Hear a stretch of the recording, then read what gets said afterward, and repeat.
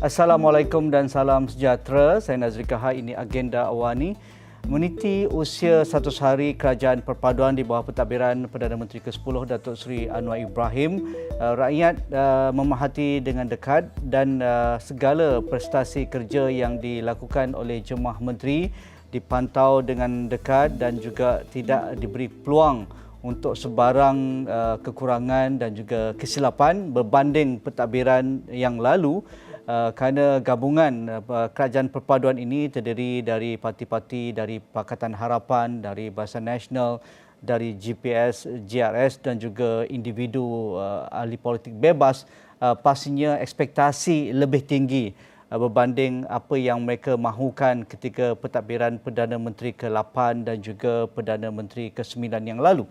Tetapi apapun apabila survey yang dilakukan oleh gabungan media arus perdana yang dikeluarkan baru-baru ini, ia menimbulkan beberapa polemik yang dilakukan surveynya, iaitu O2, Badan Kajian Politik, yang menampilkan lebih 35,077 orang responden yang terdiri pada pelayar agensi media yang terlibat seperti Sinar Harian, Malaysia Namban, The Star, Sincu dan juga Astro Awani sendiri. Ia juga menampilkan beberapa persoalan dari dapatan kajian itu, iaitu berkaitan tahap ketidakpuashatian masyarakat, beberapa isu penting amat tinggi berkaitan kos sara hidup, berkaitan dengan pendapatan isi rumah, berkaitan juga dengan prestasi di kalangan ahli kabinet, berkaitan dengan harga barangan di kedai dan seumpamanya. Tetapi untuk malam ini kita akan melihat dari aspek yang lebih positif. Walaupun dapatan kajian itu lebih banyak prestasi ataupun dapatan survey yang agak tidak memuaskan kepada prestasi Perdana Menteri dan juga Barisan Kabinet Kerajaan Perpaduan ini, tetapi mungkin dari sisi yang lain mungkin kita boleh ambil cerapan-cerapan seperti cerapan Merdeka Center yang dilakukan pada akhir tahun lalu hingga awal tahun ini yang lebih positif.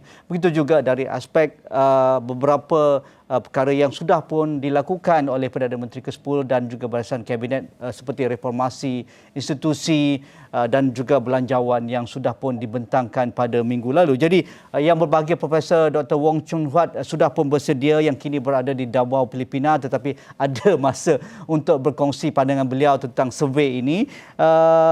Selamat petang Dr. Wong Chun Huat yang kini berada di Filipina. Apa khabar? Khabar baik. Ya, Terima terima kasih kasih. kerana saya. Terima kasih Prof kerana sudi bersama kami dalam isu ini. Tetapi sebagai permulaan, sebagai pemerhati politik dan juga terlibat dalam banyak dapatan dan juga survey di lapangan, apa pandangan Prof Dr. Wong Chun Huat dengan survey yang dilakukan oleh gabungan 5 media arus perdana ini yang menggunakan sepenuhnya pelayar di sosial media ataupun melalui laman sosial, yang menggambarkan beberapa survey ataupun beberapa soalan-soalan yang dikemukakan tidak melepasi hampir 50% pun, hampir ke semua soalan-soalan yang dikemukakan kepada responden yang sekitar 35,000 ini. Apa pandangan Prof sendiri? Terima kasih. Survey ini mentanyakan soalan yang sangat menarik dan juga merangkumi sampel yang sangat besar, iaitu 35,000. Akan tetapi kerana dia menggunakan mendapatkan sampelnya daripada laman, iaitu pembaca pelayar laman yang berminat saja mereka akan masuk, jadi dia tidak dapat menyelidik pandangan orang awam secara rawak ataupun random. Ini bermaksud dia mungkin ada self-selection bias. Yakni mereka yang lebih berpendapat, yang ingin menyatakan pendapat itu, pendapat mereka akan dibesarkan dalam survey ini. Jadi saya rasa sungguh pun yang arah-arah soalan yang ditanya itu boleh nampak munasabah, tetapi kita tidak harus mengambil angka-angka itu secara mutlak kerana ada self-selection bias. Jadi Teruskan. Ya, secara keseluruhannya saya rasa apa yang kita lihat adalah sentimen sampel survey ini yang agak berpolarisasi. Maksudnya kalau kita lihat yang prestasi untuk menteri, kita boleh nampak ada hampir 40% yang akan sentiasa menafikan menteri-menteri, pencapaian menteri-menteri. Manakala ada 30, lebih kurang 30% yang lebih kurang puas hati dengan kebanyakan menteri, dan kemudian kita ada lebih kurang 30% di antaranya. Jadi ini menunjukkan bahawa survey itu mungkin melambangkan ataupun mencerminkan cita rasa kepatian daripada semata-mata atas isu. Ya, Prof, kalau kita lihat antara dapatan yang menonjol itu berkaitan dengan isu ekonomi, beberapa soalan yang spesifik yang begitu tepat apa yang ingin dimahukan dilakukan oleh kerajaan ini oleh rakyat, seperti 45% responden mengatakan hala tuju negara sekarang berada di jalan ataupun di landasan yang betul berbanding 30% di landasan yang salah. 38% misalnya responden yang mengatakan ekonomi bertambah baik dari Disember hingga Februari 2023, manakala 39% penambahan ataupun 1% lebih mengatakan ekonomi kita bertambah buruk. Jadi seolah-olah apa yang dilakukan dalam masa 100 hari ini sebenarnya ia suka menggambarkan realiti polisi dan juga dasar kerana ia melibatkan hal ekonomi, suatu yang besar. Tetapi apabila soalan yang dilontarkan itu lebih spesifik berkaitan dengan hala tuju negara, berkaitan dengan ekonomi negara dan juga berkaitan dengan pendapatan rakyat dan juga perbelanjaan isi rumah dan sebagainya, apa respon Prof? Adakah ini semata-mata ingin melihat bahawa soalan ini ingin menggambarkan bahawa banyak perkara yang belum dirasai oleh rakyat berbanding apa yang sudah pun diumumkan oleh kerajaan kerana waktunya amat singkat, iaitu 100 hari. Kalau nak tambah plus minus penubuhan kerajaan dan juga penubuhan kabinet itu mungkin tak sampai 100 hari pun. Ya, saya memang bersetuju bahawa kalau kita lihat kesan dasar-dasar ekonomi ia akan mengambil masa untuk ditunjukkan. Tetapi apa yang kita lihat sini adalah kebimbangan lapisan masyarakat yang berlainan. Ya, kita lihat ada lebih kurang peratusan yang sama, 38-39, sebahagiannya melihat negara ke arah yang lebih baik kerana mereka ada keyakinan terhadap kerajaan. Tetapi pada masa yang sama lebih kurang ada sebahagian lagi yang kurang keyakinan kerana mereka mungkin tidak rasa lagi kesan.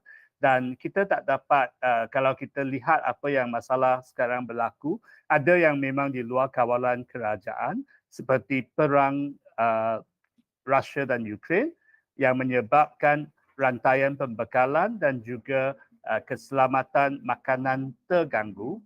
Dan ada juga yang lebih bersifat tempatan, sebagai contohnya bagaimana kita nak atasi masalah guna tenaga, termasuk bergantungan kepada buruh asing dan sebagainya. Jadi isu-isu ini perlukan masa untuk selesai, dan mungkin ada rakyat yang tidak nampak lagi kesan.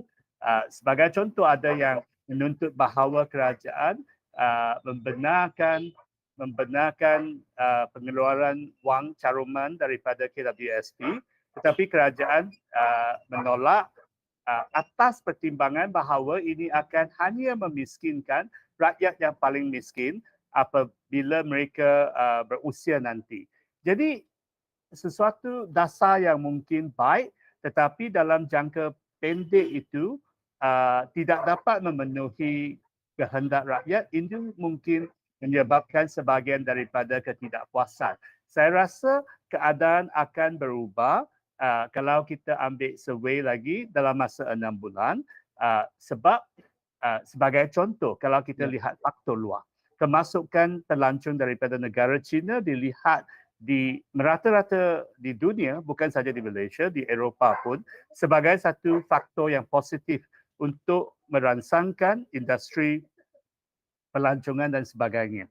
Dan itu kita tahu akan mengambil masa bila seluruh ekonomi itu menerima ganjaran ataupun hasil daripada itu. Jadi saya rasa apa yang kita harus ambil daripada survey ini adalah isu ekonomi adalah sangat penting. Kerajaan sentiasa perlu menitik beratkan ini, menghantar isyarat kepada rakyat bahawa keprihatinan mereka memang menjadi tumpuan penting kerajaan, tetapi kita juga harus bersifat realistik bahawa keadaan ekonomi tidak akan berubah dalam masa beberapa minggu. Ya, dari segi persepsi masyarakat dan juga rakyat tentang penerimaan Perdana Menteri yang ke-10 Datuk Seri Anwar Ibrahim, adakah melalui survei ini pada pandangan Prof, ia satu dapatan yang munasabah? Dan kalau kita nak bandingkan apa yang dicerap oleh Merdeka Center pada akhir tahun lalu hingga awal tahun ini, itu yang dikatakan melepasi skor 50%, sekitar juga 60% itu, adakah ia juga menggambarkan ada keyakinan rakyat dengan pentadbiran ini? Ya, saya rasa kalau kita lihat survei daripada Merdeka Center, itu mungkin lebih tepat sedikit daripada angkanya kerana dia bersifat rawak ataupun random. Dan secara keseluruhannya, saya rasa sokongan kepada kerajaan ataupun keyakinan kepada kerajaan ini memang melepasi ambang 50%. Tetapi tetap ada sebilangan besar rakyat yang mungkin rasa kurang pasti, kurang yakin ataupun kurang puas hati. Sebahagiannya mungkin mereka tidak melihat ataupun merasai hasil daripada dasar kerajaan yang baru, dan sebahagian itu mungkin adalah kerana sentimen kepatian. Saya rasa itu yang sesuatu yang sangat penting kerana kalau kita lihat sebagai di mana-mana negara pun, cita rasa untuk kepatian itu akan mencorak bagaimana rakyat melihat isu. Maksudnya, kalau daripada parti yang kita tidak suka, sekalipun dasar itu baik, kita kadang-kadang lihat kurang daripada itu. Dan kalau daripada parti yang kita suka, kekurangannya kita mungkin tak nampak. Jadi itu memang sebahagian daripada apa yang kita perlu lihat. Kita tidak realistik kalau kita harapkan bahawa kerajaan baru mungkin dapat skor 70%, 80%. Ya, dari aspek itu juga mungkin skor ini akan berubah seperti mana Prof katakan dalam masa 6 bulan akan datang, kerana bajet baru saja dibentangkan pada minggu lalu dan akan diluluskan menjelang awal Mac akan datang. Begitu juga beberapa polisi-polisi yang sudah pun diumumkan oleh pihak Perdana Menteri dan juga kerajaan, misalnya grant-grant yang lebih besar diberikan kepada negeri Sabah dan juga Sarawak kerana memenuhi roh semangat perjanjian MA63. Begitu juga grant ataupun pertukaran pembangunan yang lebih signifikan tinggi berbanding bajet 2021 dan juga 2022, dan juga kerajaan berterus terang dalam kedudukan hutang negara yang hampir mencecah 1 trilion ringgit itu. Adakah ini juga akan menjadi pemangkin keyakinan rakyat kepada kerajaan ini? Ya, saya rasa ya. Tapi kalau kita lihat daripada kandungan survey itu, agak penting kita lihat dua faktor kepatian. Satu adalah sokongan daripada penyokong BN terhadap kerajaan perpaduan ini tidak berapa tinggi. Jadi saya rasa itu adalah isu daripada pertembungan antara dalam UMNO yang menyebabkan sebahagian pengundi UMNO yang tidak suka kerajaan ini kerana isu dalaman. Sungguh pun berada dalam kerajaan perpaduan ini pada tahap ini adalah kesudahan yang paling baik untuk UMNO. Itu akan mengambil masa. Kita lihat bagaimana keadaan itu berubah selepas pemilihan parti UMNO. Yang kedua adalah penyokong daripada daripada PN. Mereka banyak yang menolak dan saya rasa itu adalah kerana politik tanah air sememangnya menidakkan pihak yang kalah. Maksudnya kalau anda jadi pembangkang, anda kehilangan banyak kuasa, anda tak dapat dana pembangunan untuk kawasan dan semua ini sungguh pun berlaku dahulu kecuali di bawah kerajaan Ismail Sabri. Ia dijadikan bahawa asas sentimen ketidakpuasan hati kepada rakyat, kepada kerajaan kerana rasakan bahawa orang Melayu, umat Melayu Muslim telah pun dipinggirkan. Dan saya rasa itu sesuatu kerajaan perlu mengambil tindakan. Apa yang perlu adalah sebenarnya pendamaian antara parti. Tanpa pendamaian antara parti, maka dasar-dasar yang baik daripada kerajaan sentiasa tetap akan dikecam dan dinafikan, ditidakkan.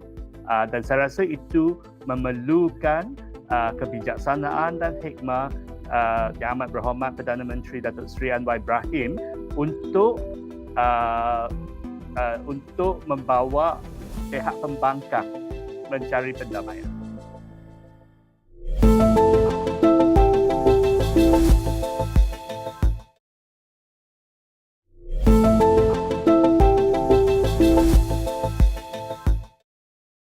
Ya, mungkin dari sudut polisi dan juga dasar populis yang seringkali digemari ataupun ditunggu-tunggu oleh pengundi Melayu Islam misalnya, tidak diberikan tumpuan khusus oleh pentadbiran dalam masa 100 hari ini.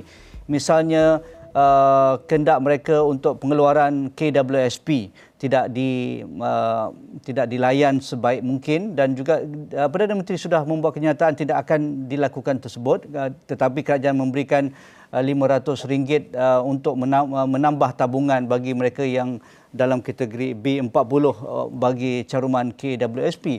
Yang keduanya tidak ada lagi cash assistance tambahan yang diumumkan dalam Belanjawan 2023. Itu antara yang sentiasa ditunggu-tunggu oleh kebanyakan pengundi berasaskan kaum dan terutamanya di kalangan kaum Melayu dan juga Islam. Dan apatah lagi berkaitan dengan sentimen persepsi bahawa kerajaan ini tidak mewakili aspirasi orang Melayu dan Islam. Adakah ini juga akan mengherut keyakinan mereka ke arah pentadbiran ini jika tidak ada perdamaian, jika tidak ada kata pun langkah-langkah untuk menangkis persepsi ini di kalangan pemain media oleh pihak kerajaan? Ya, saya rasa apa yang digunakan oleh pihak pembangkang dalam merendahkan kepuasan rakyat terhadap kerajaan ialah sentimen dianaktirikan, sentimen dianiayai dan di sini kita harus berbezakan. Kalau katakan seseorang ahli parlimen pembangkang itu melanggar undang-undang seperti terlibat dalam kes rasuah, sememangnya mereka perlu didakwa di mahkamah dan nasib mereka akan ditentukan oleh mahkamah. Dan pada masa yang sama, kerajaan mesti memberikan luang kepada ahli parlimen pembangkang untuk mendapat peruntukan yang sama, untuk peluang memberikan dapatan mereka dalam hala tuju dasar kerajaan. Mengapa? Kerana sebenarnya kalau kita kaji, bila kita sebut dasar-dasar, alternatif itu sebenarnya agak terhad. Kerana antara satu kementerian dengan kementerian lain, antara satu dasar dengan dasar yang lain, mereka terikat selalu. Mereka adalah interdependent, saling bergantungan. Maksudnya, pilihan kita sebenarnya tak banyak. Jadi, bila pembangkang, mereka senang untuk mengecam kerajaan kerana mereka bukan dalam kerajaan. Tetapi kalau dengan reformasi parlimen, di mana dengan tertubuhnya jawatan kuasa pilihan khas parlimen, ahli-ahli parlimen pembangkang mereka ada peluang untuk meneliti dasar-dasar kerajaan dan kalau dengan kabinet bayangan diiktiraf, maka menteri bayangan daripada pembangkang akan dijangka oleh rakyat, akan menghadapi ekspektasi rakyat untuk mengemukakan dasar alternatif mereka. Dan bila ini berlaku, kita akan mendapati bahawa tak kira siapa jadi kerajaan pun, sebenarnya dasar-dasar itu mungkin tidak berbeza terlalu banyak, kecuali daripada segi untuk menghapuskan rasuah ataupun penirisan, leakage. Ya. Ya, adakah ini ruang yang wajar dimanfaatkan oleh pentadbiran Datuk Seri Anwar kerana beliau tidak mengumumkan secara jelas tentang peruntukan kepada ahli parlimen, tetapi beliau mengesahkan bahawa peruntukan untuk pembangunan itu tidak ada masalah, tetapi disalurkan melalui jabatan-jabatan dan juga pejabat daerah yang berkaitan. Ia bukan dilonggokkan ataupun dikumpulkan sekaligus kepada individu ahli parlimen itu. Tetapi ia belum dimuktamadkan. Beliau ingin mendengar dalam sesi perdebatan belanjawan yang sedang berlangsung ini. Adakah ini ruang yang wajar dimanfaatkan oleh kerajaan dan juga Perdana Menteri untuk meneliti semula untuk mengurangkan perbelanjaan kepada ahli parlimen itu dan menyambung semula seperti mana CSA yang sudah pun dilaksanakan oleh Datuk Seri Asmai Sabri ketika beliau sebagai Ketua Pembangkang pada sesi yang lalu. Adakah ini wajar diberikan perhatian oleh kerajaan? Kerana ini akhirnya akan memberikan satu tafsiran, gambaran dan juga persepsi bahawa kerajaan tidak menganaktirikan ahli parlimen pembangkang dan juga kerajaan pembangkang, terutamanya di negeri-negeri di bawah pentadbiran PAS, Terengganu, Kelantan, Perlis dan juga Kedah, kerana pilihan raya negeri akan berlaku pada pertengahan tahun ini. Ya, sememangnya saya rasa ini penting dan saya ingin merakamkan sanjungan saya terhadap gagasan Malaysia Madani yang dikemukakan dan digerakkan oleh Yang Amat Berhormat Perdana Menteri Datuk Seri Anwar Ibrahim. Saya rasa gagasan yang mulia ini melakarkan jalan ke depan bagaimana kita boleh maju sebagai sebuah negara dan sebagai sebuah demokrasi. Kemajuan negara ini perlukan bukan saja kerajaan yang berwibawa dan berkaliber, tetapi juga pembangkang yang berwibawa dan bertanggungjawab. Dan itu saya rasa apa yang penting. Masyarakat Madani, Malaysia Madani ini harus dioperasikan sebagai satu asas untuk kewujudan dan persaingan yang sihat antara parti-parti kerajaan dan juga parti-parti pembangkang. Saya boleh terima bahawa kalau wang dana untuk pembangunan itu dikurangkan, tetapi yang penting adalah semua wakil rakyat seharusnya diberi dana yang sama. Sememangnya ada penyokong kerajaan yang rasakan bahawa kalau pembangkang dapat kurang dana, maka rakyat mungkin akan meninggalkan mereka. Tetapi daripada pengamatan saya, ini sebenarnya tidak berlaku demikian. Sebaliknya, kalau ahli wakil rakyat pembangkang dilihat sebagai telah dianiayai, ada lebih mungkin pengundi di medan tengah, terutamanya antara orang Melayu yang akan bersimpati kepada pembangkang dan memberikan lebih banyak sokongan kepada pihak pembangkang dalam pilihan raya negeri yang sudah pasti kalau pencapaian parti-parti kerajaan PH dan BN tidak cemerlang, ia akan melemahkan asas kerajaan perpaduan ini.